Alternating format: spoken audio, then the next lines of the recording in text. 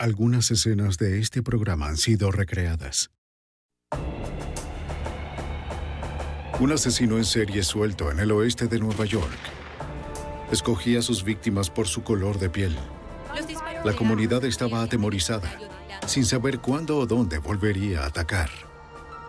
La única evidencia que dejaba eran los cartuchos de bala. Las autoridades locales buscaron la ayuda de un perfilador del FBI. Necesitaban detener la masacre racista antes de que el asesino acabara con otra vida. Los archivos del FBI.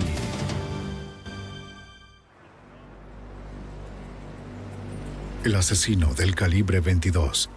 El 22 de septiembre de 1980 en Buffalo, Nueva York, Larry Robinson condujo hasta un supermercado con Glenn Dunn. Dunn prometió esperar mientras Robinson entraba a cobrar su paga.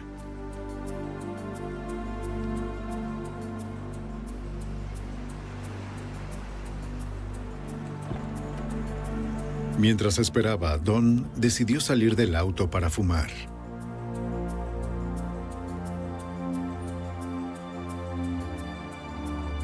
Cerca de las 9:45 de la noche, la enfermera psiquiátrica Madonna Gurney terminaba su turno. De camino a casa, decidió comprar comida. No lejos de donde estacionó, Gurney vio a Dunn inquieto en las sombras. Estaba sola y se sentía insegura. Hubo robos en el área y Gurney no quería ser otra víctima. Se dirigió a la entrada iluminada, donde pasó junto a otro hombre que parecía estar esperando por un auto. Me permitió cobrar en Gurney se sintió más segura adentro. Larry Robinson tuvo que esperar poco en la fila para cobrar su dinero.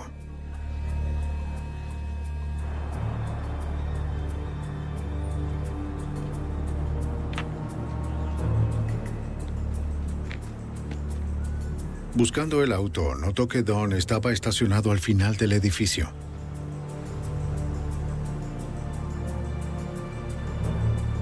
Cuando Robinson trató de entrar, la puerta estaba cerrada. la puerta. Dunn no respondía. Robinson se acercó al lado del conductor y descubrió que Dunn no se movía.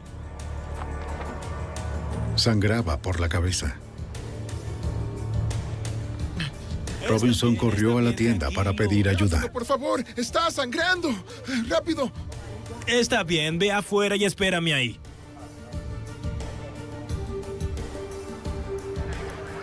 Cuando Madonna Gurney salió de la tienda, notó la conmoción en el edificio y preguntó si podía ayudar. Dios, ¿puedo ayudar en algo? El guardia de seguridad le respondió que no era necesario. La situación estaba bajo control. Con 3 balas en la cabeza, Dunn estaba en estado crítico. Los paramédicos lucharon para salvar a la joven víctima. Su corazón se había detenido. Los esfuerzos por revivirlo fueron inútiles. Fue declarado muerto al llegar. Cuando la policía informó a la familia de Dunn, descubrieron que solo tenía 14 años. Un equipo forense buscó pistas sobre la identidad del asesino. Las huellas dactilares en el auto pertenecían a Dunn y Robinson. Confirmaron que la sangre era de Dunn. El único rastro que el agresor dejó fueron los cartuchos de bala.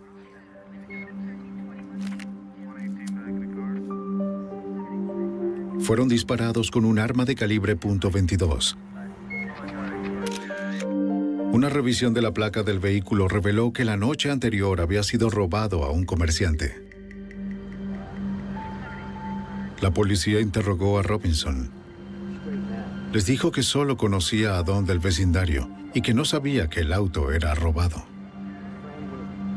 No tienes ningún tipo de... Robinson dijo que más temprano él caminaba hacia el supermercado cuando Dunn llegó y se ofreció a llevarlo. No sé nada.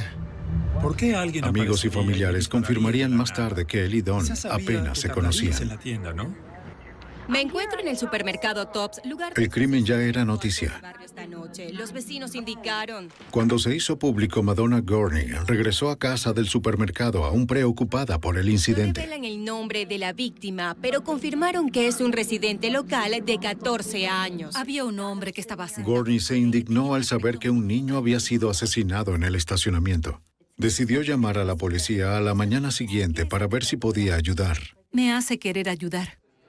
El detective de homicidios de Buffalo, John Regan, pensó que el asesinato pudo ser causado por unos robos de autos. Al explorar el origen del auto robado y los posibles responsables del robo, se hizo evidente que este no era el punto focal de la investigación. Para buscar pistas, la policía entrevistó a los residentes cercanos con la esperanza de que alguien haya visto el tiroteo. Un oficial uniformado encontró un testigo dispuesto a cooperar y llamó a un detective para interrogarla. ¿Qué tenemos? Barbara Wozniak vivía al lado del supermercado.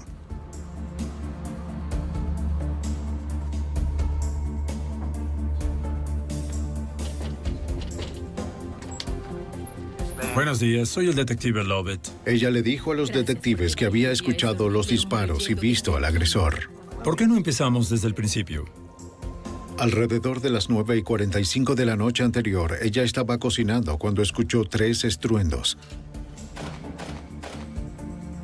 Corrió a su ventana para ver qué había causado los ruidos.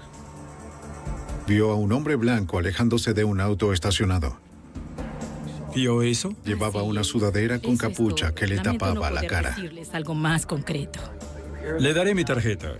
Si escucha... Mientras el detective hablaba con Wozniak, se le informó que un testigo del supermercado llamó ofreciendo ayuda.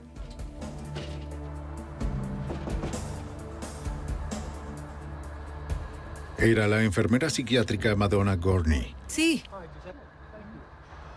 Lo llamé principalmente porque la noche anterior mataron a un niño de 14 años en ese auto. Y todo lo que pude pensar en ese momento fue que soy madre. Si alguien matara a mi hijo, querría saber quién lo hizo. Gurney contó lo que había visto esa noche en el supermercado, esperando que fuera de ayuda. Y otra cosa, ¿no pudo ver bien porque tenía una bolsa? Cuando llegué, noté a un hombre parado debajo del poste, cerca del límite del estacionamiento. Cuando salí del auto, caminé rápido para alejarme de él, pensando que estaba sola, estaba oscuro. Sí, él estaba ahí parado, probablemente no hacía nada bueno. Ansiosa, Gurney buscó a otras personas que pudieran ayudarla si fuera víctima de un crimen. Mi primera reacción fue, hay alguien más aquí.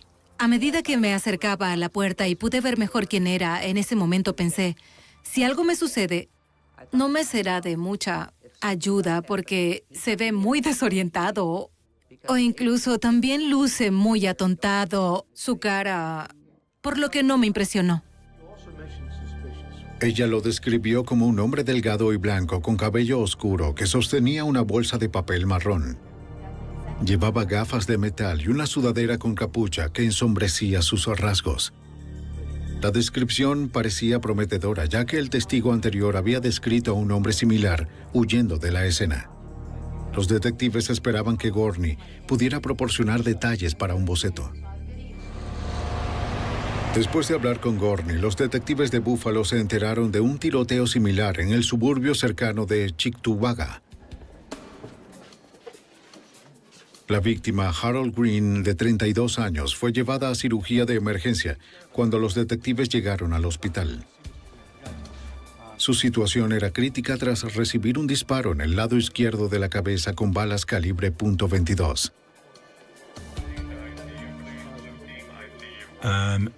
¿Está con la familia Green, señora? Los detectives encontraron a su esposa en la sala de espera y la interrogaron. Su marido se detuvo en un restaurante de comida rápida. Estaba dentro de su auto comiendo su almuerzo, cuando un hombre blanco encapuchado se acercó y disparó. Cuando una empleada escuchó los disparos y vio al hombre salir corriendo de la escena con una bolsa de papel marrón, llamó al gerente.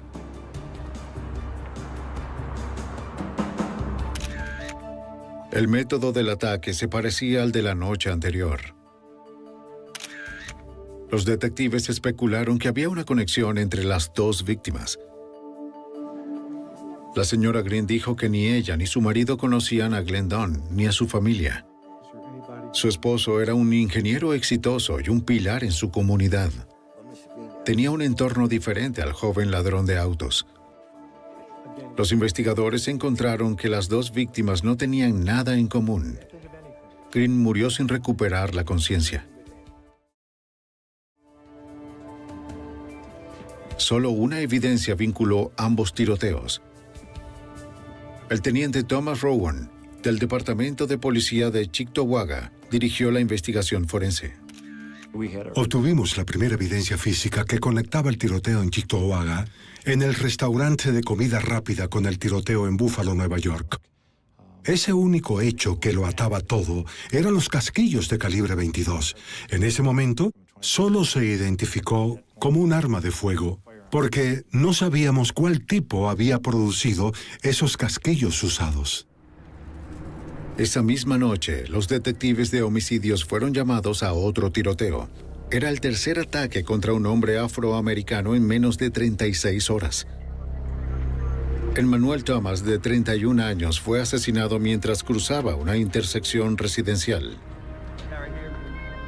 A partir de los testimonios, los investigadores armaron la cadena de eventos. Una hora antes, Frenchy Cook dejó la casa de su amigo Emmanuel Thomas. Thomas, un pintor de casas independiente, le dijo a su esposa que iría a la tienda y regresaría pronto. Ten cuidado. Seguro. El vecino Thomas Jackson vio pasar a los dos amigos dirigirse a la esquina de las calles East Ferry y Center. Cuando Thomas y Cook cruzaron la intersección, el asesino atacó desde la oscuridad.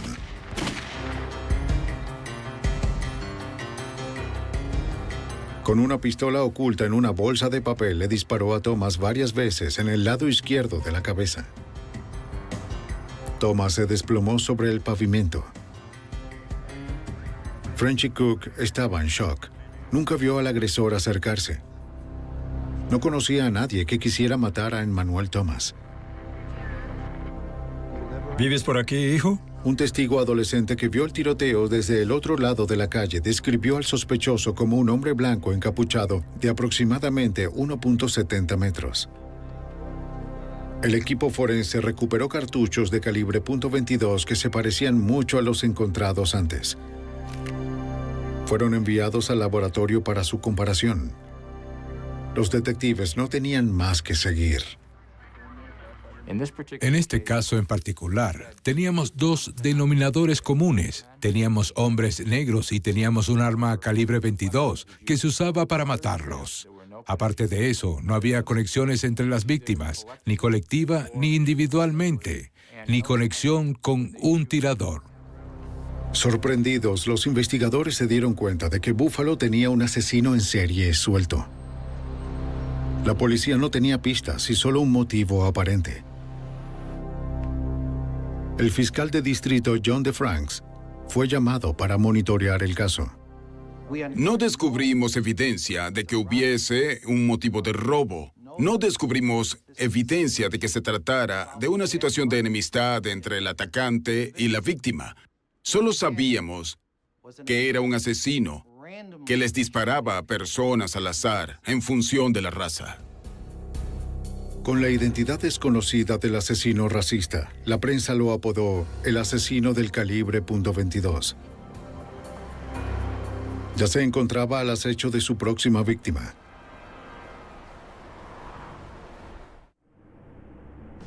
El asesino del calibre .22 atacaba a hombres afroamericanos en Buffalo, Nueva York, matando a 3 en 36 horas y dejando muy pocas evidencias. Emmanuel Thomas había sido la última víctima. Fue abaleado cruzando la calle frente a su casa. Los médicos forenses hicieron la autopsia. Encontraron quemaduras cerca de las heridas. Ello significaba que el cañón del arma estaba cerca de su sien. Por el patrón y la gravedad de las quemaduras, creyeron que fueron causados por un rifle recortado. Retiraron 2 balas calibre .22 de su cabeza y las enviaron a balística para su análisis. Cuando los investigadores buscaron respuestas, el miedo de la comunidad se convirtió en ira. El fiscal de distrito del condado de Erie, Ed Cosgrove, estuvo a cargo de coordinar la búsqueda. La comunidad negra exigió la actuación de la policía y, por supuesto, debido a la naturaleza de los ataques y a la naturaleza psicótica de la persona responsable, no iba a ser una tarea fácil. Al día siguiente, el 24 de septiembre, Joseph McCoy caminaba por una calle residencial en las cataratas del Niágara, a 32 kilómetros de Buffalo. Frente a una iglesia, el hombre de 43 años fue emboscado y asesinado. Un testigo describió al atacante como un hombre delgado y blanco vestido de caqui. Una vez más, la policía no encontró más que cartuchos calibre .22 en la escena. Los cartuchos y las balas extraídas de la víctima fueron enviadas al Departamento de Servicios Centrales de la Policía del Condado de Erie para compararlas. El teniente Thomas Rowan realizó el análisis balístico. En este caso se presentó un desafío difícil para los examinadores de armas de fuego y para las fuerzas de la ley, pues las balas se introdujeron en el cuerpo, se rompieron, se desintegraron y estallaron en pequeñas piezas, haciendo que la identificación específica del arma homicida fuera muy complicada, si no imposible para los especialistas. Los cartuchos podían decir más. Cada arma deja marcas específicas en un cartucho cuando dispara. El percutor, el eyector y el extractor de un arma hacen impresiones en los cartuchos. Para los examinadores, esta es la huella digital del arma. Encontraron que las marcas en los cartuchos de las 4 escenas del crimen coincidían. La relación entre la impresión del percutor, el eyector y las marcas del extractor sugirieron que se utilizó un tipo específico de arma y que era un modelo Ruger 1022. El cuarto tiroteo acrecentó la polémica en la comunidad negra y los investigadores aún no tenían ningún sospechoso. Los funcionarios locales no tenían respuestas. Pidieron ayuda al FBI. El agente especial Chip Rosowitz se dio cuenta de que el caso era una gran urgencia para la comunidad. Era importante que el FBI se involucrara en este caso porque había afroamericanos siendo asesinados en el área y todos tenían miedo de salir a las calles de día y de noche. El artista del FBI hizo un boceto a partir de la descripción de varios testigos que vieron al asesino. El boceto circuló a través de patrullas, periódicos y la televisión. La policía también llevó el boceto puerta a puerta, esperando que alguien reconociera al sospechoso. Cuando miles de llamadas comenzaron a llegar, el detective Regan se dio cuenta de que el boceto no los estaba ayudando. Básicamente, el boceto lucía como cualquier hombre. Luego de su publicación, creo que tuvimos alrededor de 6,000 llamadas que debían ser revisadas. Y uno de los temores es que quizás alguna sí puede involucrar al sospechoso, pero había tantas similares que se volvía una rutina y no se prestaba tanta atención. Así que podría ocurrir una omisión. Mientras los investigadores locales rastreaban pistas en Buffalo, los agentes del FBI perseguían a los que estaban fuera del condado de Erie. Se siguieron pistas en Pensilvania, Ohio, toda Nueva Inglaterra y al otro lado de la frontera en Canadá. Para tener todas esas pistas, estábamos ocupados las 24 horas del día. Buscábamos un hombre blanco y solitario que posiblemente estuviera caminando por la calle, almorzando, tomando algo en una cafetería y que nadie imaginaría que es el asesino del calibre 22. El 8 de octubre de 1980, los trabajadores de una obra de construcción en el suburbio de Amherst se encontraron con un taxi abandonado en la vía de la autopista de Nueva York. Como nadie volvió por él, contactaron a la policía estatal. No está cerrado. ¿Entraste en él? No lo toqué. Las ventanas están arriba, todo está sellado. ¿Y nadie más lo ha...? El oficial que respondió inspeccionó el taxi vacío. Encontró una billetera debajo del asiento delantero con una licencia de conducir y sin dinero. Pertenecía a Parler W. Edwards, un taxista afroamericano de 71 años. Ni las llaves ni Edwards estaban a la vista. El oficial decidió revisar el maletero, pero estaba cerrado. ¿Tenemos las llaves? No. Permíteme esa palanca. Usando una palanca, logró abrirla. Encontró al conductor perdido. Parler Edwards fue brutalmente golpeado hasta morir en un estacionamiento en la ciudad de Cheektowaga. Encontramos trozos de su cráneo, partes de su boca, dientes que fueron removidos y una gran cantidad de sangre. Antes de arrojar el cuerpo de Edwards al maletero, el asesino también abrió el pecho del conductor y le quitó el corazón. No estaba claro que el asesino de Edwards estuviera conectado a los otros, pues no se usó un rifle de calibre .22. El hecho de que era un hombre negro, sin duda, suscitó sospechas en las mentes de los investigadores. ¿Podría el asesino haber optado por la mutilación del cuerpo en este caso? Nadie podía asegurarlo. Tal vez fue un incidente aislado perpetrado por un asesino imitador. Escuchen. La mano de obra dedicada a los asesinatos aumentó a 150 personas de diversas agencias. La línea directa sonaba las 24 horas del día. Ninguna llamada condujo a un sospechoso. Con la presión de la comunidad en aumento, la frustración para el agente especial Richard Ferry crecía. En este caso teníamos varios crímenes. No teníamos evidencia para indicar quién era el responsable. Y para un investigador era extremadamente difícil aceptar el hecho de que no estábamos logrando encontrar nada para identificarlo. El 9 de octubre, un trabajador conducía hacia un área del muelle en la ciudad de Tonawanda, a solo unas millas de Buffalo.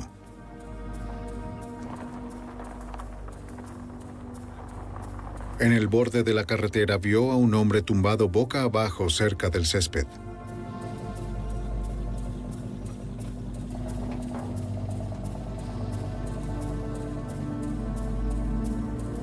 Se acercó y notó que el hombre no estaba respirando.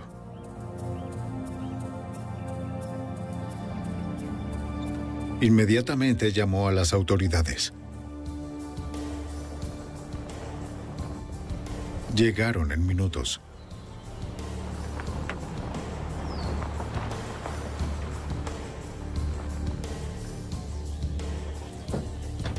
¿Qué encontraron?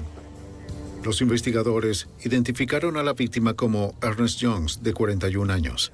Al igual que Edwards, Jones era un taxista a quien le cortaron la garganta y le rasgaron el corazón antes de trasladar su cuerpo a un lugar remoto. Era el sexto hombre afroamericano asesinado en Buffalo en menos de 3 semanas.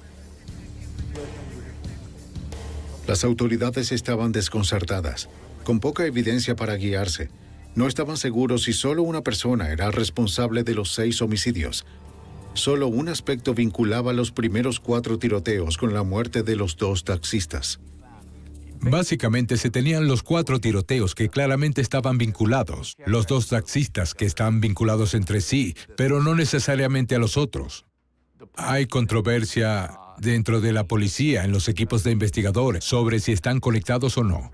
Los agentes y las autoridades locales no tenían forma de saber si había 1 o 2 asesinos en serie que mataban a hombres negros. Para el 9 de octubre de 1980, 6 hombres afroamericanos habían sido encontrados muertos en el área de Buffalo. Las autoridades no estaban seguras de que solo una persona fuera responsable. En solo 3 semanas, los asesinatos en serie habían dividido a la comunidad local en líneas raciales. El fiscal de distrito Edward Cosgrove dirigía la investigación. Es difícil incluso describir la mente de la comunidad en ese momento. Hubo demandas de acción por parte de la comunidad negra para que la policía detuviera lo que estaba ocurriendo. Tuve conferencias de prensa a las que asistió la prensa nacional. Todos hablaban sobre Buffalo y todos querían respuestas de mí, pero yo no las tenía. La historia llegó a los titulares nacionales. Se ofreció una recompensa de $100,000 por información que condujera al arresto y la condena del asesino del calibre .22. El presidente Jimmy Carter lo notó. Con la brecha de violaciones de derechos civiles que divide a la comunidad de Buffalo, el presidente declaró que la investigación era un caso federal. Los legisladores locales ahora tenían a su disposición todos los recursos del FBI. Cuando los agentes federales comenzaron a revisar la información recopilada, otro incidente sacudió el estado de Nueva York. En la noche del 10 de octubre, Colin Cole dormía en el Hospital General de Buffalo. Cole era un preso de una cárcel local que se recuperaba de una sobredosis de drogas. Justo cuando las horas de visita estaban llegando a su fin, un hombre caminaba por el pasillo del 7º piso en busca de la habitación de Cole. El adicto se asfixiaba mientras el hombre apretaba las ligaduras. ¿Qué está haciendo? Una enfermera administrando medicamentos sorprendió al estrangulador. Huyó dejando a Cole con vida. Vamos a tener un estrangulador en el 7º piso. Un intruso lleva una gorra azul, chaqueta negra de cuero. La enfermera alertó a la seguridad del hospital. Pero la llamada llegó tarde. Fue el 7º ataque contra un hombre negro en solo 3 semanas. Nadie sabía con certeza si el asesino del calibre .22 era responsable del ataque. Lo que tenemos en esta escena del crimen... El teniente Thomas Rowan y su equipo tenían poca comprensión de los asesinos en serie en ese momento. Son solo piezas. Entrever la mente de un asesino en serie es como explorar a fondo un extraño abismo sin fin. Nunca estás 100% seguro de lo que hay. Los investigadores locales necesitaban a alguien con más experiencia en este tipo de criminales. Llamaron a John Douglas de la Unidad de Ciencias del Comportamiento del FBI para desarrollar un perfil del asesino del calibre .22. A través de este proceso, Douglas le aportaría al equipo una visión del perfil psicológico del asesino. El analista de apbnews.com, famoso portal online de noticias criminales, es desde hace 20 años pionero de la ciencia de la perfilación. Un perfil está diseñado para dar con el delincuente más probable. Su objetivo es eliminar una gran cantidad de pistas falsas para reorientar la investigación de las fuerzas de la ley o incluso reforzar la confirmación de que van por el camino correcto. Douglas partió a Buffalo de inmediato. Durante el viaje se familiarizó con los archivos del caso. Debo ponerme en el lugar del atacante y en el lugar de la víctima para entender lo que realmente ocurrió durante el asalto. Debo preguntarme por qué. ¿Por qué esta víctima? Confirmó lo que creían los investigadores locales. Las únicas conexiones entre las 6 víctimas eran su raza y sexo. Eran hombres negros que habían sido elegidos como objetivos por al menos un asesino. El sobreviviente Colin Cole no fue una víctima aleatoria, ya que lo habían buscado en el hospital. No sé qué decirte, lo que tenemos... El generador de perfiles creía que el atacante de Cole era como mínimo un imitador racista, no necesariamente responsable de ninguno de los asesinatos. Douglas necesitaba seguir investigando. Tuvo que recrear meticulosamente cada asesinato a partir de la evidencia. Al revisar los 6 ataques, se buscaron características de comportamiento que podrían atribuirse a un solo delincuente.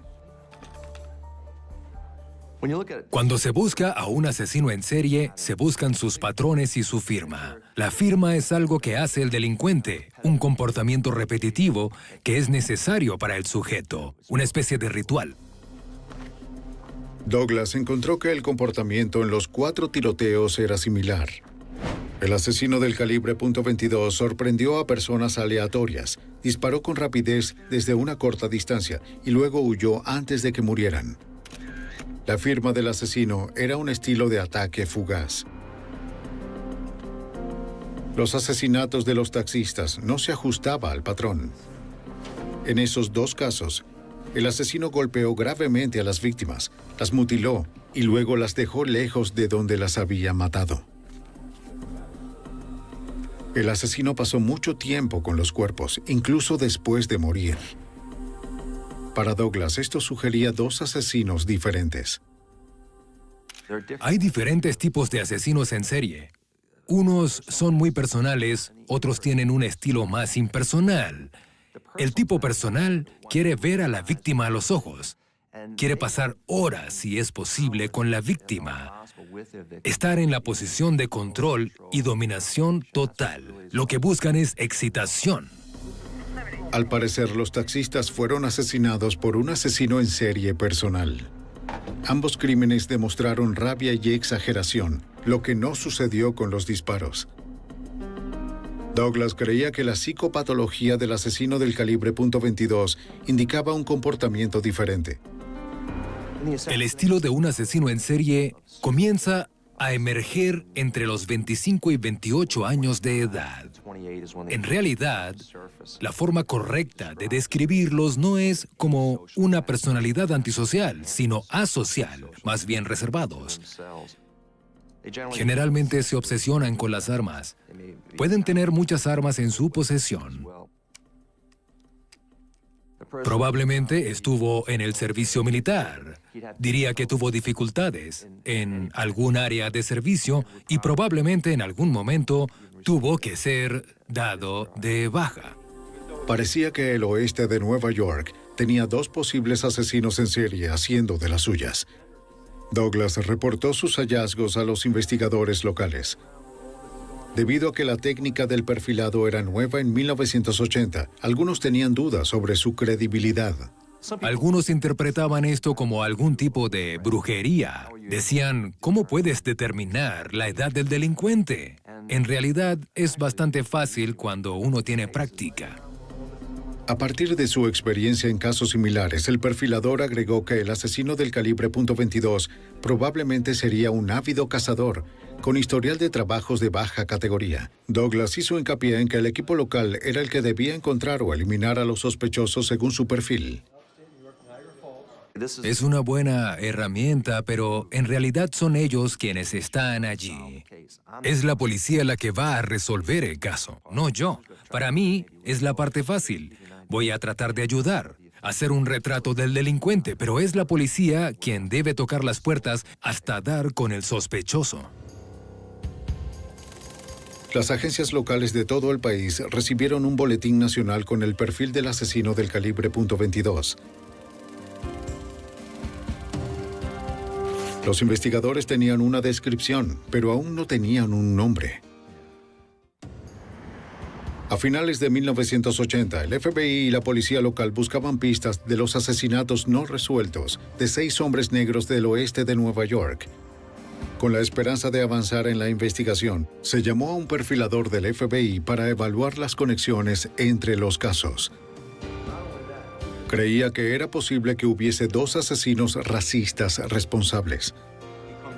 Se interrogó a 2,000 sospechosos, pero la policía no hizo arrestos. Buffalo no era la única ciudad en el estado de Nueva York enfrentando el terror en las calles. A 400 millas al sureste, en la ciudad de Nueva York, un atacante aterrorizaba a Midtown con un cuchillo. El viajero Ivan Fraser fue víctima de un apuñalamiento en el metro a días de la Navidad. Bloqueó el ataque con su brazo, sobrevivió y reportó el asalto a la policía de Nueva York. Entiendo.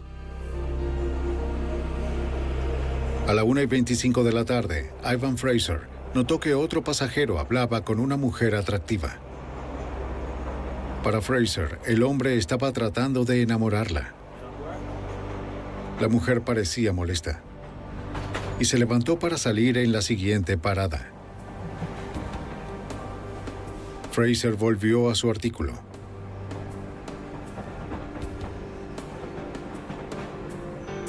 Sin previo aviso, el hombre apuñaló a Fraser en el antebrazo y la muñeca, y luego huyó. Describió al agresor como un hombre blanco de unos 30 años de edad con cabello castaño y una chaqueta azul.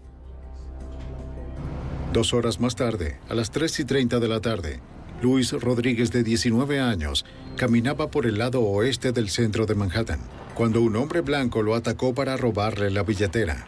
Rodríguez luchó contra el golpe inicial, pero el atacante lo atacó de nuevo, apuñalándolo 2 veces en el pecho. Antes de morir, Rodríguez lo describió a la policía como un hombre blanco con cabello castaño y una chaqueta azul.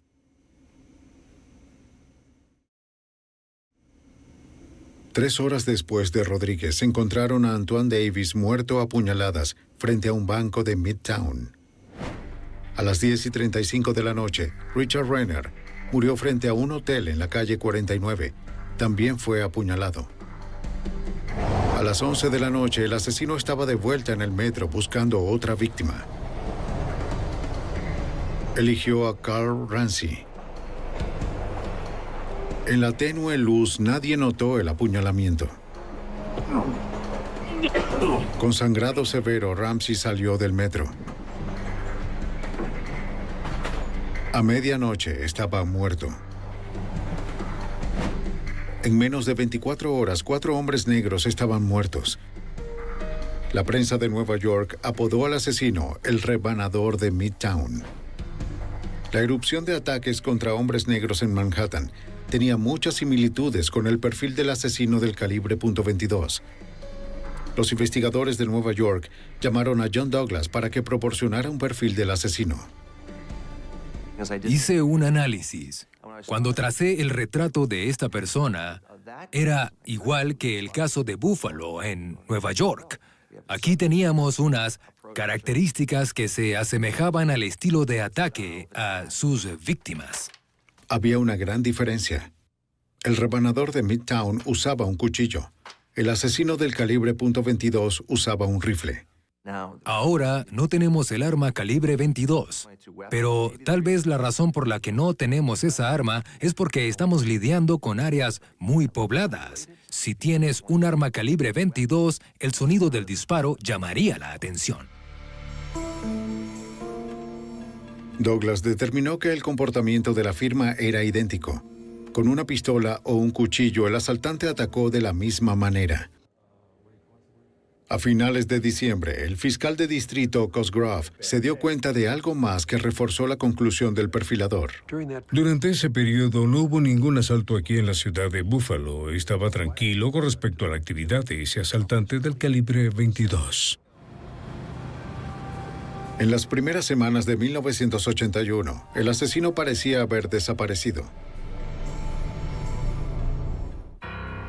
En enero de 1981, el FBI y los investigadores locales buscaban al asesino del calibre .22 por los asesinatos de al menos 8 hombres negros en la ciudad de Nueva York y Buffalo. Tras meses de investigación, el detective de Buffalo, John Regan, y su equipo no pudieron dar con el nombre de un sospechoso viable. El caso estaba en el limbo y todos estaban frustrados. No sabían a dónde ir. No tenemos un nombre. No teníamos ideas. Luego, de la nada, hicieron una llamada al Departamento de Homicidios. Un oficial de la División de Investigación Criminal del Ejército en Fort Benning, Georgia, hizo la llamada. ¡No! El ejército había acusado a Joseph Christopher, un soldado de 25 años, por agredir a un compañero. El 13 de enero de 1981, el soldado Christopher intentó apuñalar a un recluta afroamericano. Mientras estaba bajo custodia, Christopher intentó castrarse con una navaja. Cuando la capitana Dorothy Anderson comenzó a administrar ayuda médica al prisionero, comenzó a murmurar que había matado a hombres negros en Nueva York y Buffalo.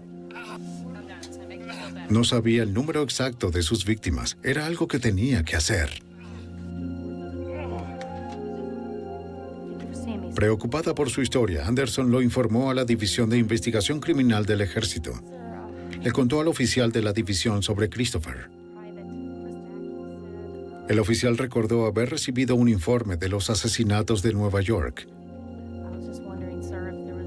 Llamó a la División de Homicidios de la Policía de Buffalo como indicaba el teletipo. Para el fiscal de distrito Cosgrove, esto explicaba por qué los asesinatos se detuvieron en el estado de Nueva York. Desde el momento de nuestro descubrimiento de la muerte del segundo taxista hasta casi en la Navidad de 1980, cuando tuvimos los 4 asesinatos en la ciudad de Nueva York, hubo un cese de ataques y aparentemente fue cuando Joseph Christopher estaba en el ejército en Georgia, como descubrimos luego. El FBI y la policía al fin tenían un nombre: Joseph Gerard Christopher. El agente Ambrosowitz y su equipo compararon los antecedentes de Joseph Christopher con el perfil del asesino del calibre .22. Fue bastante preciso. Lo describió como un hombre blanco a principios de los 30, un solitario. Posiblemente si estuviera en el ejército habría sido hospitalizado y habría buscado atención psiquiátrica. Antes de estar en el servicio militar, había tenido un trabajo informal. Tan pronto como se tuvo el nombre Joseph Gerard Christopher, se supo que ese perfil coincidía. Los investigadores rastrearon a varios amigos y conocidos de Christopher. Detective Lovett, ¿podemos hablar un momento? David Robinson había sido amigo del sospechoso durante más de una década. ¿Está familiarizado con el señor Joseph Christopher? A menudo practicaban tiro al blanco y cazaban ciervos juntos en la cabaña de la familia de Christopher. También le dijo a los investigadores que Christopher tenía una colección de armas que su padre le dejó cuando murió.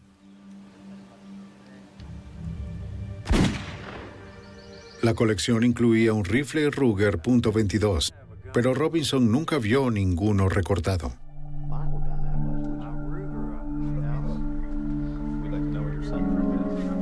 Los investigadores consiguieron una orden de registro para la última residencia conocida de Christopher. Llegaron a la casa de su madre en Buffalo, Nueva York, el 22 de abril de 1981.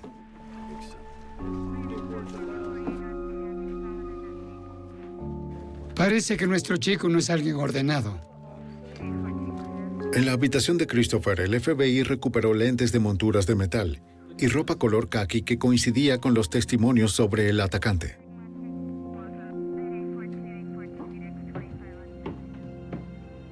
El perfil del FBI elaborado por John Douglas predijo que el asesino del calibre .22 estaría fascinado por las armas y el ejército. El sótano de Christopher era un campo de tiro subterráneo. Los agentes encontraron la colección de armas heredada y partes de un cañón recortado. Entre la parafernalia, los forenses encontraron cajas de municiones calibre .22, un cartucho calibre .22 mal instalado, junto con un cargador giratorio. El especialista en balística Thomas Rowan creía que la evidencia era significativa.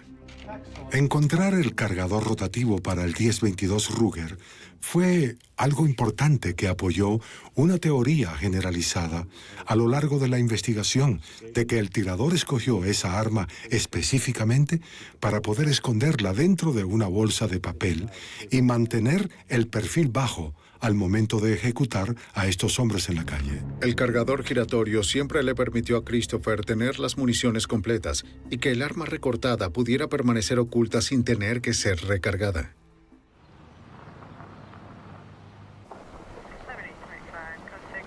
Una segunda orden permitió a los investigadores registrar la cabaña familiar en Ellington, Nueva York. ¿Qué opinas? Los detectives cavaron en el lugar donde Robinson les dijo que él y Christopher disparaban. En la excavación consiguieron 2 cartuchos con una marca única de percusión. La misma marca estaba en los cartuchos recolectados en las escenas del crimen. Los especialistas en armas de fuego del Departamento de Policía del Condado de Erie examinaron los cartuchos que encontraron en la casa y la cabaña de Christopher. Los compararon con los de las primeras 4 escenas del crimen. Llegaron a la conclusión de que todos los cartuchos fueron disparados con la misma arma. Con este enfrentamiento, el fiscal de distrito John DeFranks pudo lograr una acusación de un gran jurado. Los cartuchos hablaban por sí mismos. Pónganlos debajo del microscopio. Ahí tienen la evidencia. No puede ser alterado o contaminado. Joseph Christopher fue extraditado de Georgia y regresó a Buffalo, Nueva York, para ser juzgado. Los oficiales le pusieron a Christopher una máscara de esquí para evitar que los testigos lo identificaran en los medios. Le colocamos una máscara para evitar que testigos potenciales observaran su rostro en la televisión y luego basar su identificación en eso, en lugar de en su propio recuerdo. Bien. Uno de esos testigos clave fue Madonna Gorney.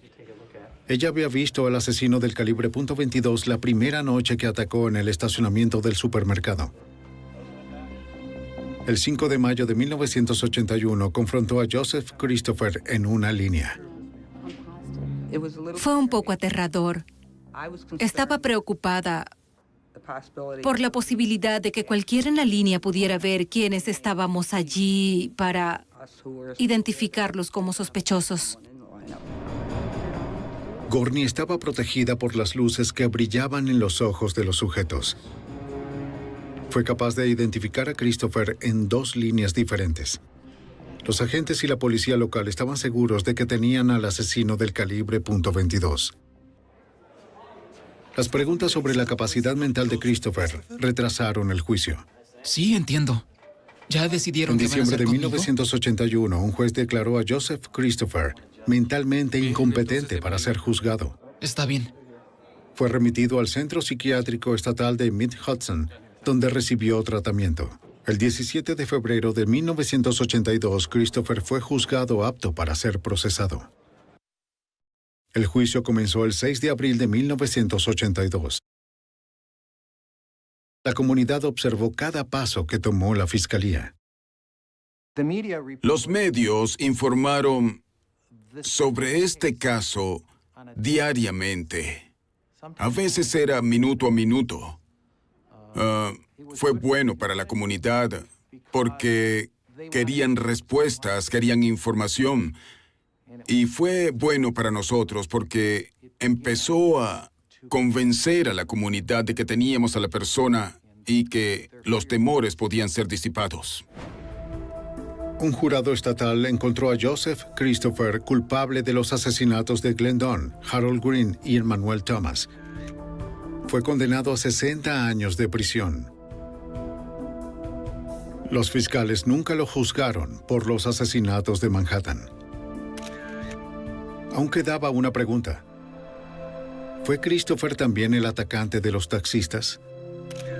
Aunque el perfil del FBI excluyó a Christopher como sospechoso, más tarde reveló detalles de las heridas de los taxistas que solo el asesino podría haber conocido. Queríamos asegurarnos en Buffalo y en el condado de Erie de que nosotros satisfacimos la necesidad de la comunidad de profesionalismo, minuciosidad, competencia y todas las otras cosas que la comunidad espera de sus policías y fiscales. Y pudimos satisfacer esa necesidad porque tuvimos éxito. A través de la ciencia y el buen trabajo de detectives, Joseph Christopher nunca volvería a ser libre para matar. Pasó el resto de su vida tras las rejas hasta su muerte. Curiosamente, a causa de una rara forma de cáncer de mama masculino, a la edad de 37 años. Negocio mortal.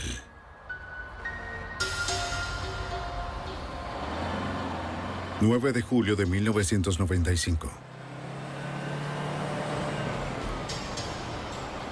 Culvan Sin, empleado en una gasolinera, viajó a una estación de servicio en el Bronx para trabajar en el turno nocturno. Menos de un año antes, había llegado a Nueva York desde un pueblo pobre de la India, con la esperanza de encontrar una vida mejor para él y su familia.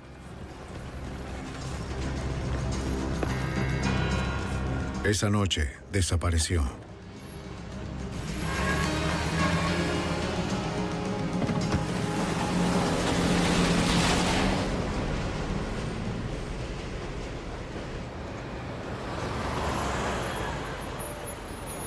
En octubre, el hermano del hombre desaparecido, Manmohan Singh, viajó a los Estados Unidos para encontrarlo.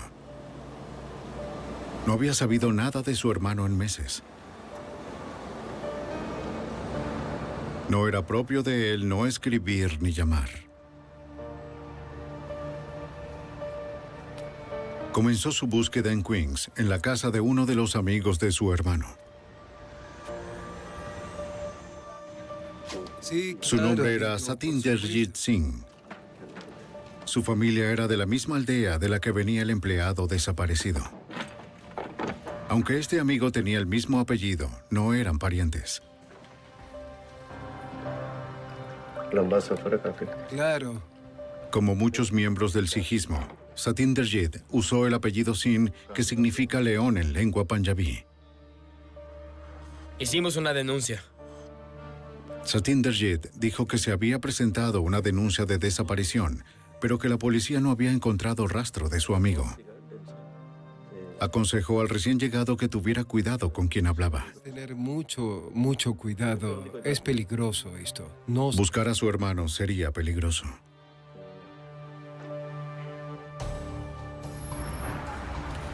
Manmohan visitó la gasolinera donde su hermano había trabajado en el Bronx. Habló con un empleado, pero el hombre tenía miedo de responder. Mi hermano está desaparecido. ¿Lo ha visto? Hola, busco a mi hermano. ¿Lo ha visto? No. El supervisor dejó claro que nadie debería hacer preguntas. Él no está aquí. Le ordenó al empleado que se mantuviera callado.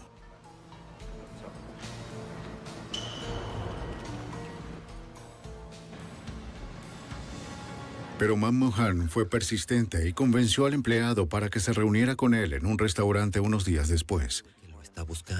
El empleado dijo que el hermano desaparecido lo habían acusado de robar en la gasolinera. Aunque las acusaciones fueran ciertas o no, hicieron enojar al dueño. El empleado creía que al hermano de Manmohan lo habían secuestrado y tal vez asesinado. Señorita. El café un poco claro. Café, por favor. No, con agua, por favor. Suficiente con agua. En marzo de 1997, un año y medio después del secuestro de su hermano, Manmohan aceptó un trabajo en una gasolinera de Nueva York. Trabajaba de noche para poder pasar sus días recopilando información en secreto. Él creía saber quién era el responsable y estaba listo para ir a la policía. Necesito un poco de aceite.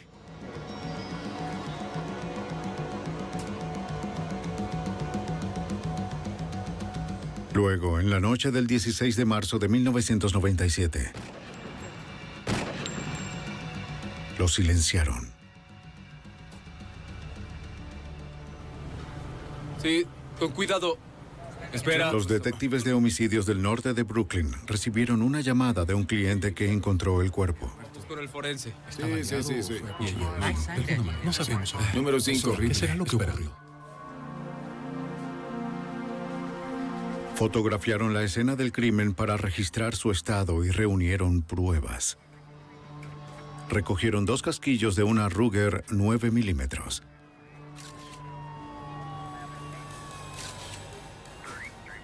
Los detectives descubrieron que habían robado la caja, pero les sorprendió que el ladrón hubiera dejado algo de dinero. La policía tampoco encontró huellas dactilares. El detective Tony Brosota concluyó que el robo no era el motivo principal. Examinamos el lugar y al principio parecía un típico robo en una gasolinera, pero después de revisar más a fondo, parecía más un asesinato o que esta persona era un objetivo porque le dispararon a quemarropa en la parte trasera de la cabeza y estaba de rodillas. Los detectives visitaron el templo Sikh donde se llevaba a cabo el funeral. No sé qué decir. Sabían que esta comunidad inmigrante no confiaba en los extraños, pero esperaban encontrar a algún amigo de la víctima dispuesto a hablar. ¿Sí?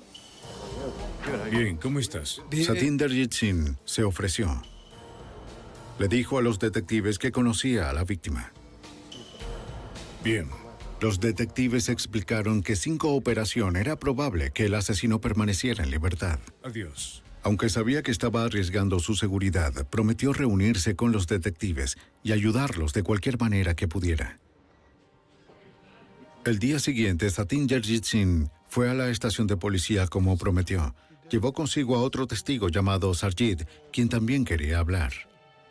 Nosotros no podíamos creer. Le dijeron a los detectives que creían que un hombre indio rico y poderoso llamado Dinsa dio la orden de matar a su amigo y también ordenó el secuestro de su hermano. Dinsa era un hombre de negocios, corrupto y despiadado, muy conocido en la comunidad Sikh. Es impactante, es impresionante. Noticias. Solo míralo. Como muchos otros, vino a los Estados Unidos desde la India a mediados de los 80, con solo unos pocos dólares en sus bolsillos.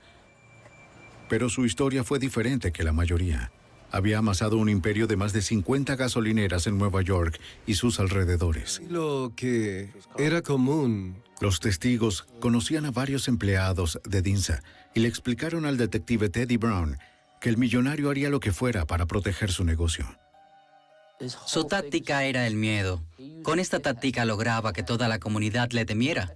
Es decir, hasta el punto que podía ir y hacer algo frente a cientos de personas y nadie diría nada. La policía se enteró que Dinsa no era ajeno al crimen. Sus antecedentes incluían condena por delito de agresión, secuestro, robo, fraude por tráfico de gasolina y posesión de armas. Estuvo en la cárcel, pero siempre se las arreglaba para volver a las calles a dirigir sus operaciones mafiosas. A Dinsa lo conocían como el padrino indio dentro de la comunidad Sikh.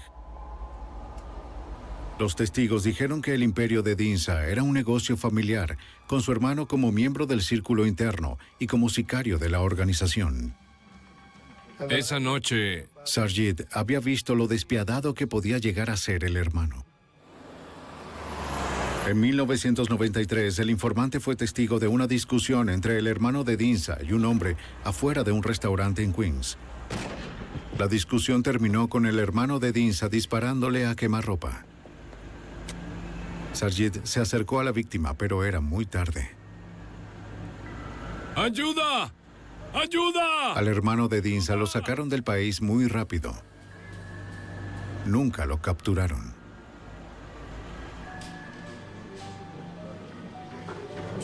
Los testigos le dijeron a los detectives que habían oído decir que el hermano regresaría muy pronto a los Estados Unidos. Estaban arriesgando sus vidas al hablar con la policía, pero no podían dejar que la violencia continuara. Ambos prometieron informar cuando el hermano de Dinsa llegara. Iba a regresar a los Estados Unidos porque la compañía de Dinsa estaba creciendo tanto que necesitaba ayuda. Y Dinsa era el tipo de persona que prefería trabajar con familiares que con extraños cuando se trataba de dinero. Cumpliendo con su palabra, en mayo de 1997, los testigos le informaron a la policía que el hermano de Dinsa había vuelto a Nueva York. La policía se preparó afuera del almacén donde estaba la sede de Dinsa, en Brooklyn, para esperar que llegara su hermano. Ambos testigos estaban presentes para ayudar a la policía a identificar al sospechoso de asesinato.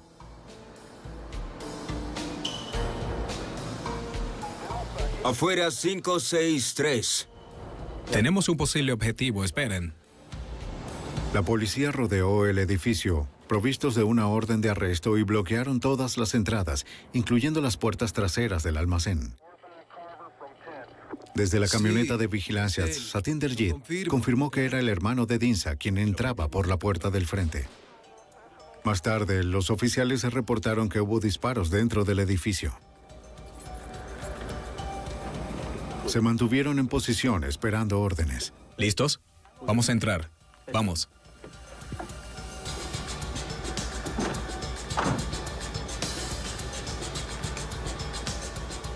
Los policías entraron por la fuerza al edificio. ¡Quietos! ¡Policía!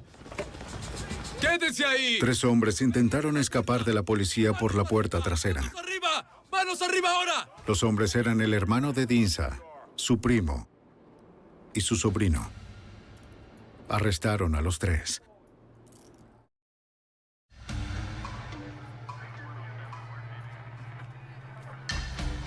Rápidamente consiguieron una orden de registro y confiscaron armas de fuego, 7 pistolas, una escopeta y una ametralladora con silenciador.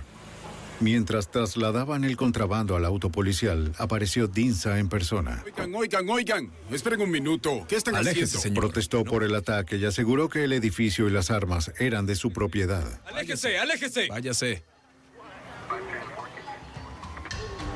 Pero las armas eran ilegales. La policía lo arrestó por posesión de armas. Entre al auto, entre.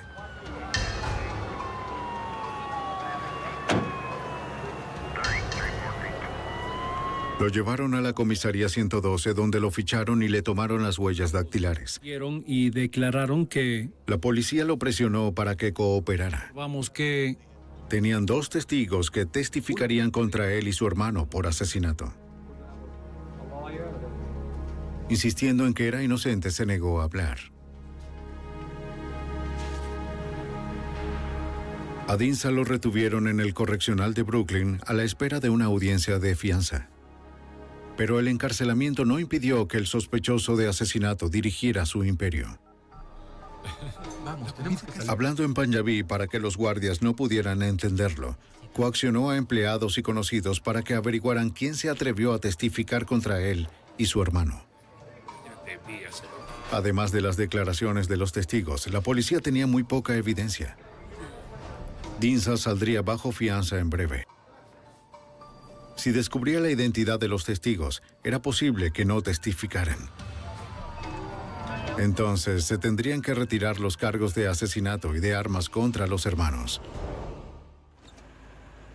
En mayo de 1997, la policía de la ciudad de Nueva York arrestó a 2 hermanos indios que habían estado aterrorizando a su comunidad inmigrante durante años. Excepto las declaraciones de 2 testigos, los investigadores tenían pocas pruebas en su contra.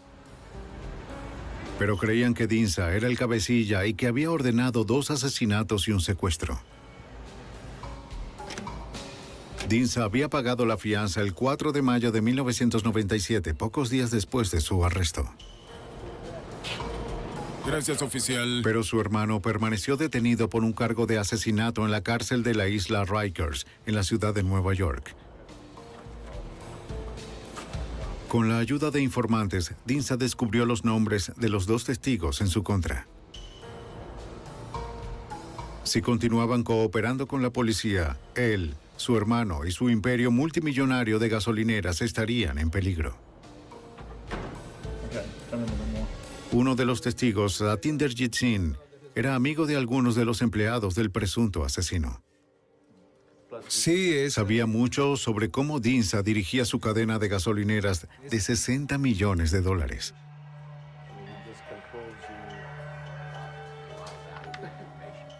Dijo que Dinsa manipuló bombas, robó ganancias y ordenó que secuestraran a las personas si hablaban. ¿Cuánto sabía usted de las actividades de Dinsa? Los detectives creían que la información era lo suficientemente convincente como para buscar una acusación. A principios de junio de 1997, los investigadores se reunieron con el fiscal adjunto de Estados Unidos para investigar las actividades ilegales de Dinsa. El detective Teddy Brown, de la policía de Nueva York, explicó cómo funcionaba el esquema de fraude de bombas de Dinsa. Dinsa era dueño de cerca de 53 gasolineras y tenía un sistema único de robo. Lo que hacía era regular la cantidad de gasolina que se bombeaba al vehículo del consumidor. Así que, si entrabas y pedías $10 en gasolina, él habría podido preparar la máquina para que te suministrara 80 o 90% o cualquier porcentaje que él quisiera y de esa manera ahorrar el resto. El asistente del fiscal federal Ben Campbell se enteró de que el imperio de Dinsa no solo era corrupto, sino que también era extenso. La policía de Nueva York nos informó que Dinsa tenía, entre otras cosas, una organización basada en el fraude de bombas. Básicamente estafaba a los clientes en sus gasolineras de todo el área de Nueva York y Nueva Jersey. Esto le generó ingresos de millones de dólares, por lo que protegió esa actividad de fraude de bombas con un patrón de crímenes violentos, incluyendo asesinatos. El 18 de junio, justo cuando comenzaba la investigación federal, el testigo Satinderjit Singh fue asesinado a tiros en Queens.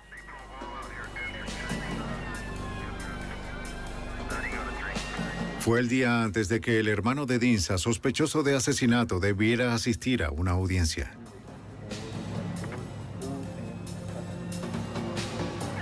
En la escena del crimen, un vecino le dijo a la policía que presenció el crimen. Estaba afuera, en la parte superior de su porche, cuando comenzó el tiroteo.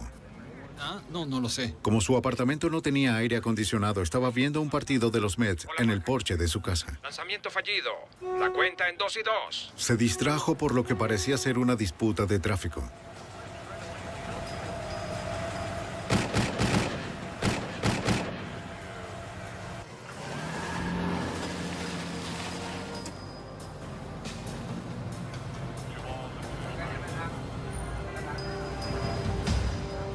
El vecino describió al asesino como un hombre alto negro, pero nunca vio su cara. El primo del hombre asesinado estaba sentado junto a su pariente en el auto cuando lo asesinaron. El primo le dijo a la policía que todo había pasado tan rápido, que estaba demasiado agitado para recordar los detalles. Los técnicos forenses fotografiaron la escena. Recogieron proyectiles que se habían disparado con una pistola de 9 milímetros. No se encontró ninguna otra prueba material. Nada que probara que Dinsa fuera responsable. Los investigadores creían que Dinsa seguía utilizando todos los medios necesarios para proteger sus millones. Necesitaban una forma de detenerlo. Los detectives de la policía de Nueva York acudieron al asistente del fiscal federal Ben Campbell para que los guiara. Él reenfocaría la investigación para aprovechar la ley RICO, o Ley de Chantaje Civil, Influencia y Organizaciones Corruptas, una ley utilizada para procesar al crimen organizado. Esto parecía tener todas las características de una acusación por chantaje. Tenía una organización con liderazgo. Tenía una actividad de chantaje que generaba ingresos y un patrón de actividad delictiva que se extendía a lo largo de varios años, casi una década. Esto ampliaría de manera considerable el alcance de la investigación. El fiscal general adjunto pidió ayuda al FBI. El agente especial a cargo Kevin Donovan, de la oficina del FBI en Nueva York, trabajó en el caso. El FBI estaba planeando llevar a cabo una investigación tradicional del crimen organizado, que se enfocaría en el desarrollo y uso de testigos cooperadores, la revisión de antecedentes y las órdenes de búsqueda, para centrarse en los múltiples actos de violencia y de fraude. En realidad no puedo... Eso no sería fácil. Para encontrar testigos nuevos, los agentes debían garantizar la seguridad de aquellos que se ofrecieran. Mientras Dinsa Sin pudiera intimidar a los testigos con amenazas de violencia y homicidio, nuestra investigación sería muy limitada. Necesitábamos asegurarnos de que ninguna otra persona que cooperara con nosotros resultara herida por Dinsa Sin. Las noticias del asesinato más reciente se extendieron rápidamente por la comunidad Sikh. El otro testigo, Sarjit, y su familia se prepararon para abandonar la ciudad. Los investigadores le suplicaron que permitiera que el FBI lo pusiera bajo custodia preventiva. Pero insistió en llevarse a su esposa y a sus 2 hijos pequeños de Nueva York. A pesar de los esfuerzos de los investigadores, Dinsa había intimidado a otro testigo. La comunidad Sikh consideraba que la policía y el FBI no parecían capaces de protegerlos. Swing pasado. En el verano de 1997, el FBI estaba tras la pista de un violento hombre de negocios llamado Dinsa. Los investigadores creían que ya había matado a 2 hombres, secuestrado a un tercero y asustado a otro hasta que se fue de Nueva York. Necesitaban un informante cercano a Dinsa para conseguir suficientes pruebas para arrestarlo. Lo llamaré más tarde. Pero el agente especial a cargo, Kevin Donovan, descubrió que Dinsa estaba bien protegido. El mayor obstáculo que el FBI y el Departamento de Policía de la ciudad de Nueva York tuvieron que superar fue la incapacidad de desarrollar testigos e informantes que cooperaran desde el principio debido a dificultades de comunicación y al hecho de que la mayoría de las personas que trabajaban en City Gas Corporation no estaban dispuestas a presentarse debido a las amenazas de violencia de Dinsa Sin y sus actos violentos que eran bien conocidos en toda la comunidad. Dinsa amenazó ahora la vida de otro miembro de la comunidad Sikh. Balwant Singh era amigo cercano del testigo que había huido de la ciudad con su familia. El hombre estaba aterrorizado. Dinsa había ido tras él para encontrar al único testigo que quedaba. Permaneció escondido en su apartamento con su esposa e hija durante 3 días antes de que finalmente llamara a la policía. Llamó a la unidad de homicidios de Queens, que estaba investigando el asesinato de Satinderjit Singh, un testigo contra Dinsa. Balwant le dijo a la policía que había asistido al funeral del hombre asesinado. Contigo también. Así es. Y que allí se le acercó uno de los hombres de Dinsa. Le preguntó a Balwant dónde se escondía el otro testigo. Dinsa quería discutir el testimonio del testigo cara a cara. Balwant se negó a decirle nada. No te diré nada. Espere. Pero ahora temía por su vida.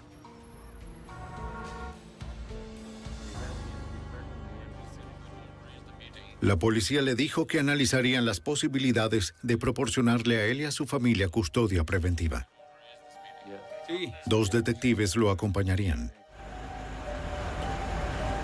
Desde el funeral había estado ignorando las necesidades de la empresa constructora que poseía.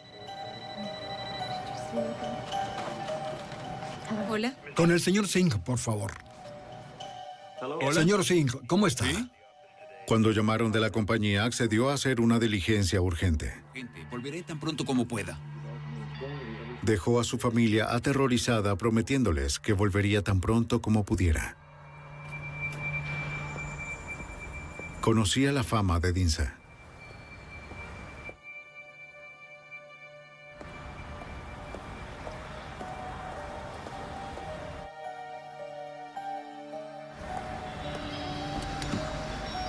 Sería difícil evitarlo mucho tiempo.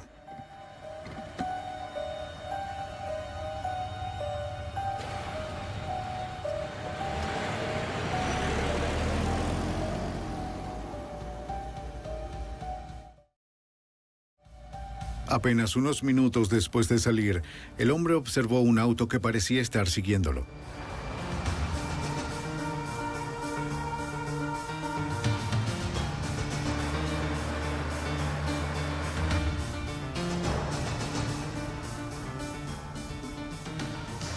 Era Dinsa.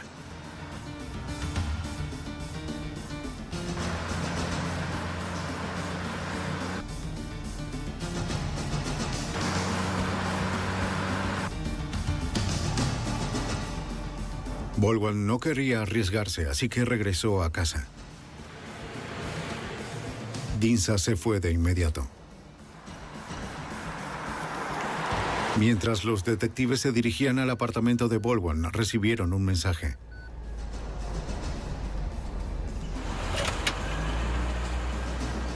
Era un mensaje cifrado de su supervisor pidiéndoles que llamaran de inmediato. Como no tenían un teléfono celular, se detuvieron para hacer la llamada urgente. Mientras el detective estaba al teléfono, se dio cuenta de que un hombre indio lo observaba de cerca desde un auto. Decidió investigar. Y voy a ver algo y regreso enseguida. ¿Puedo ver su licencia? Los detectives le pidieron al conductor su licencia y matrícula.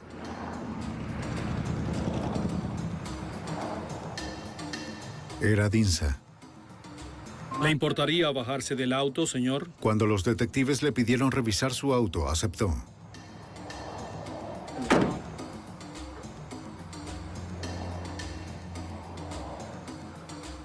Dentro encontraron algunos recibos de gasolina.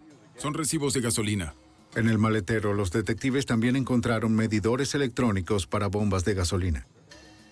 Dinsa no tenía nada que fuera ilegal.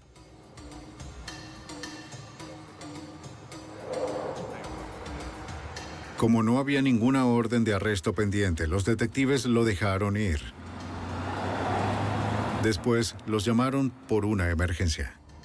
Ese día no lograron llegar a la casa del informante. A la mañana siguiente, la esposa asustada del hombre llamó a la policía. Su esposo se había refugiado en la gasolinera de un amigo. Esperó ansioso a que llegaran y se sintió aliviado cuando los vio.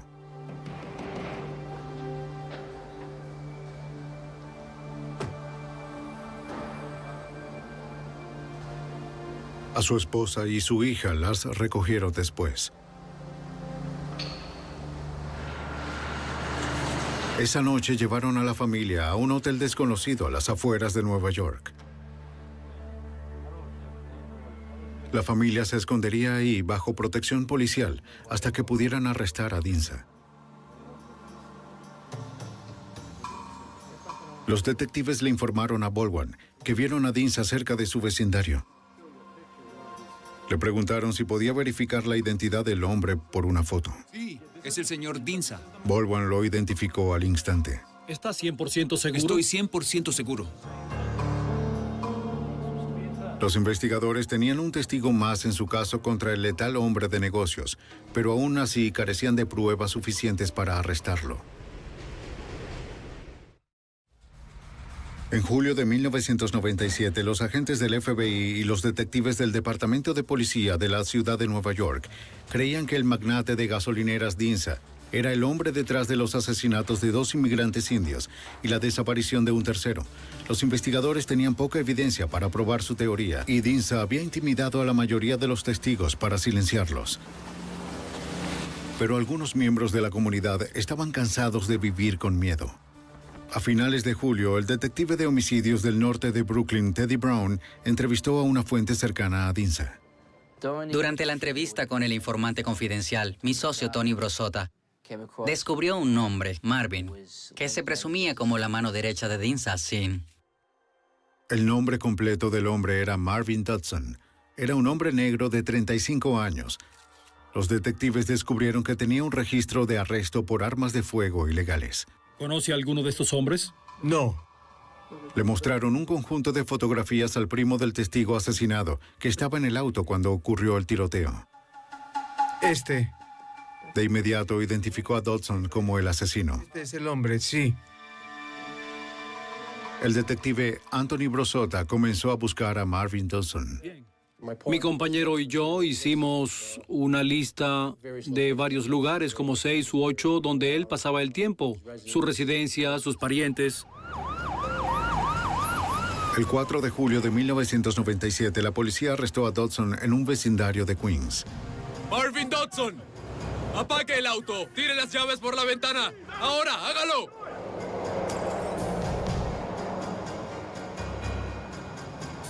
¡Salga del auto, señor!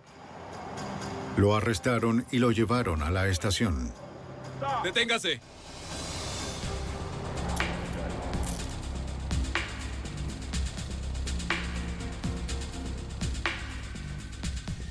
Dodson aceptó testificar contra Dinsa a cambio de una sentencia más leve. La mañana del domingo 6 de julio de 1997, Dodson y su abogado se reunieron con los detectives de homicidios de Queens, el fiscal adjunto de los Estados Unidos y el FBI.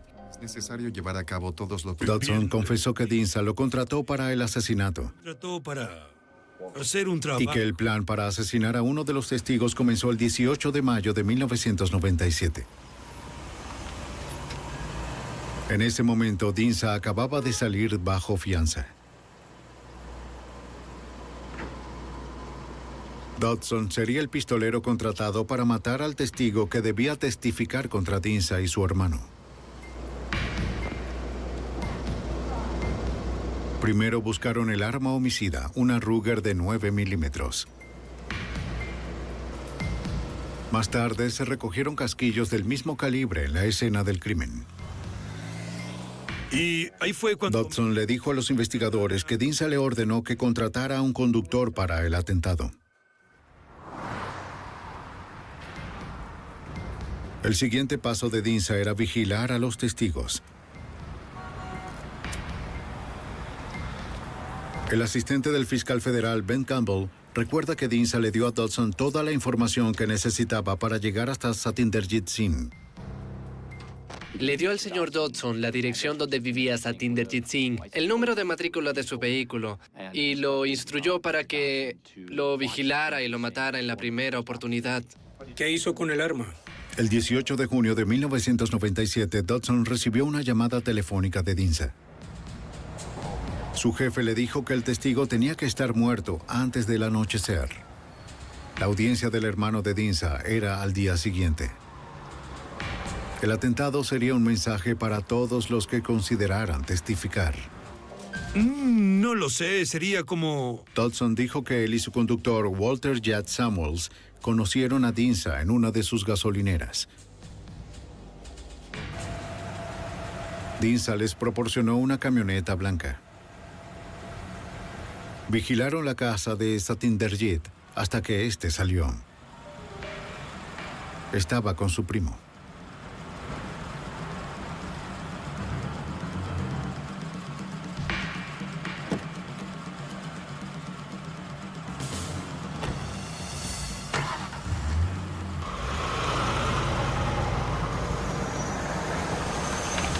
El plan era causar disturbios para que Satinderjit se detuviera y dejara pasar la camioneta.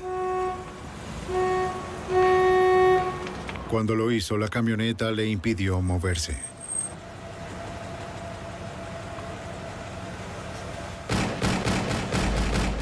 Dodson le disparó al hombre desarmado 8 veces a quemarropa. La descripción del asesino a sueldo de los hechos de ese día corroboró la declaración de un vecino a la policía. Y así fue. Dodson también dijo a los investigadores que después del asesinato había devuelto la camioneta blanca al garaje de Dinsa en la avenida Roosevelt.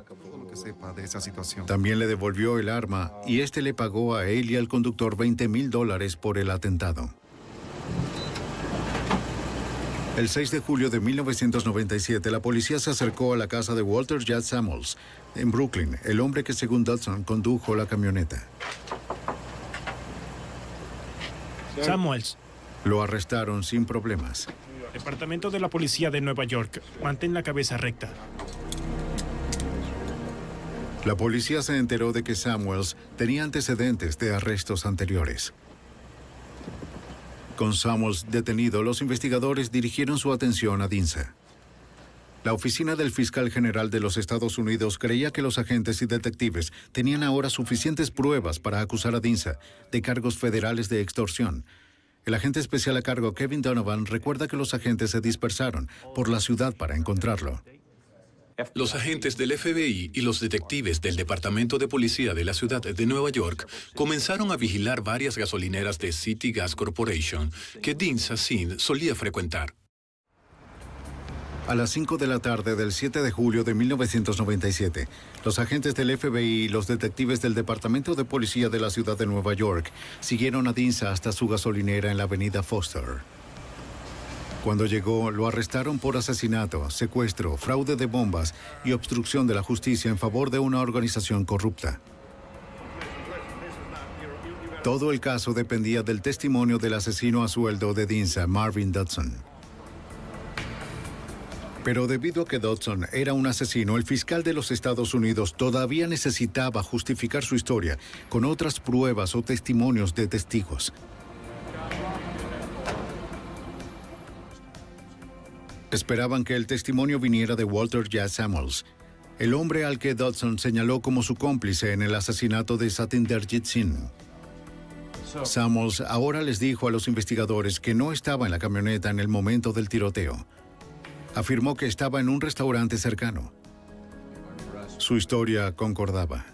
Que estuvo en el restaurante ahora. Los investigadores creían que Samuels sabía quién llevó a Dodson el día del asesinato, pero no hablaría, y Dodson tampoco.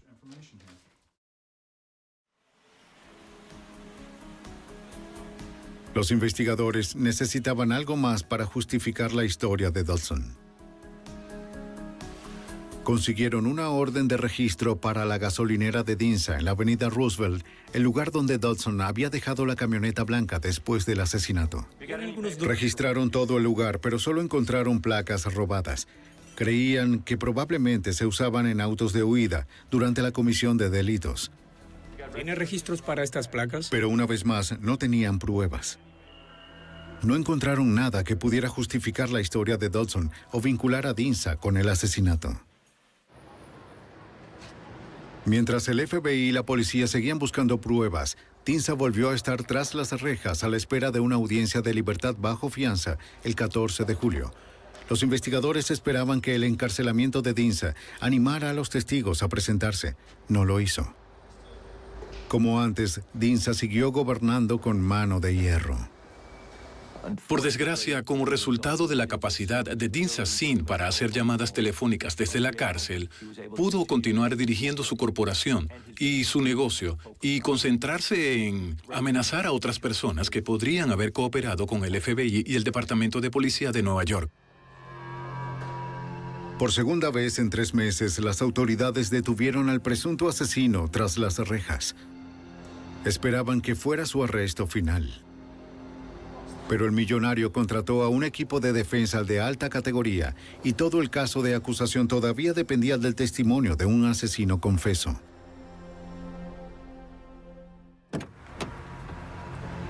En julio de 1997, un hombre llamado Dinsa fue arrestado por cargos federales de crimen organizado que incluían asesinato y secuestro para proteger su imperio corrupto. Fue su segundo arresto en 3 meses. Como antes, Dinsa dirigió su negocio e incluso amenazó a testigos potenciales desde el teléfono de una prisión. Pero esta vez los investigadores estaban escuchando. El asistente del fiscal Ben Campbell no iba a dejar que Dinsa se le escapara de las manos de nuevo. Tenían que mantenerlo tras las rejas. Primero, hablaba en Punjabi, que es un dialecto muy especial y pasó algún tiempo antes de que pudiéramos encontrar un traductor de Punjabi para traducir esas llamadas telefónicas. En segundo lugar, no era muy explícito durante la conversación, más bien sus conversaciones con sus colegas eran crípticas. Las traducciones permitieron tener otra perspectiva de la forma en que Dinsa mantenía las riendas de su imperio. Atraía clientes a su negocio corrupto anunciando los precios más bajos de gasolina en Nueva York. Pero sus bombas proporcionaban menos de 1 galón por el precio. Les daba instrucciones de rutina a los miembros de su oficina. Les dijo que cambiaran el precio de la gasolina y que continuaran ordenando suministros para su compañía. Además, también les daba instrucciones sobre las cosas que debían comunicar a sus abogados y los pasos a seguir para intentar sacarlo bajo fianza. Mientras Campbell se apresuraba a buscar pruebas para evitar que Dinsa saliera bajo fianza, la policía procesó el auto del sospechoso. Encontraron tarjetas de visita que vinculaban a Dinsa con su asesino a sueldo Marvin Dodson y con el agente de Dodson, Walter J. Samuels. La policía también recuperó una lista de nombres y direcciones que parecían ser una lista negra. La lista incluía la dirección de Sarjit Singh, un testigo federal que había huido de la ciudad con su familia. Listas. Bolwan Singh, que estaba bajo custodia preventiva, también estaba en la lista. 7 hombres más con nombres en Punjabi también aparecían. Era justo lo que los investigadores necesitaban para evitar que Dinsa saliera bajo fianza. Aunque no sabían si estos hombres estaban vivos o muertos, sabían quién podía hacerlo. Los agentes le preguntaron a Walter Samuels por la lista, esperando que le ayudara a recordar. Al final, habló. Dijo que Dinsa había planeado matar a esos 9 hombres. 2 de ellos, Bolwan y Sarjit, eran testigos federales. Los otros 7 eran miembros de la familia de Balwan. Todos ellos seguían vivos. Una vez más, los agentes tendrían que corroborar la historia. Confinados en la habitación de al lado, Marvin Dodson y su abogado esperaban que los interrogaran. Documentos que lo prueban. Dodson confirmó la historia de Samuels y añadió algo más. Dijo que el 3 de julio, pocos días antes del arresto más reciente de Dinsa, este había comprado 2 patrullas policiales usadas que eran parte del plan de asesinato. Dodson tenía copias de los títulos que su abogado ahora ofreció a la gente como prueba. El plan del señor Dinsa era que el señor Dodson y el señor Samuels se hicieran pasar por agentes policiales y detuvieran al señor Bolwan Singh en la calle, junto a los miembros de su familia, los secuestraran y los llevaran con el señor Dinsa a un lugar desconocido. Si vas a tratar de meter a toda esa... Sintiendo la presión y esperando llegar a un acuerdo, Samuels le dijo a los investigadores el nombre del hombre que condujo la camioneta blanca durante el asesinato. Su nombre era Evans Alonso Powell. Como Powell no tenía antecedentes de arrestos, Dodson quería protegerlo. Había amenazado a Samuels para que no lo entregara. El 19 de julio de 1997, la policía arrestó a Powell en una calle de Brooklyn. Él aceptó cooperar. Powell admitió que condujo la camioneta por el asesinato en Queens. Al fin, los investigadores consiguieron el testigo que buscaban. ¿Estabas conduciendo? Powell también habló de otro crimen. Cuéntanos más de... Dinsa ordenó el asesinato del hombre indio que viajó a los Estados Unidos para buscar a su hermano desaparecido. Hablando sobre eso en la calle. Powell estaba presente cuando Dodson asesinó al empleado en la gasolinera de Brooklyn la noche del 16 de marzo de 1997. ¡De aceite! El detective Tony Brosota recuerda la confesión de Dodson. Admitió que le disparó 2 veces en la cabeza e hizo que se arrodillara. Y dijo que Sin le pagó por hacerlo, que Sin quería matarlo. No le dijo por qué, solo lo quería muerto. Dinsa le pagó a Dodson solo $4,000 por quitarle la vida al hombre. Dodson robó dinero para pagarle a Powell por vigilar.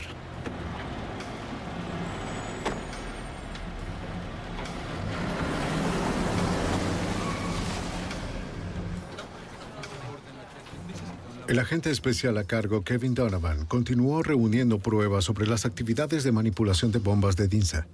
El FBI y el Departamento de Policía de Nueva York ejecutaron una orden de registro en la gasolinera de City Gas en la avenida Foster.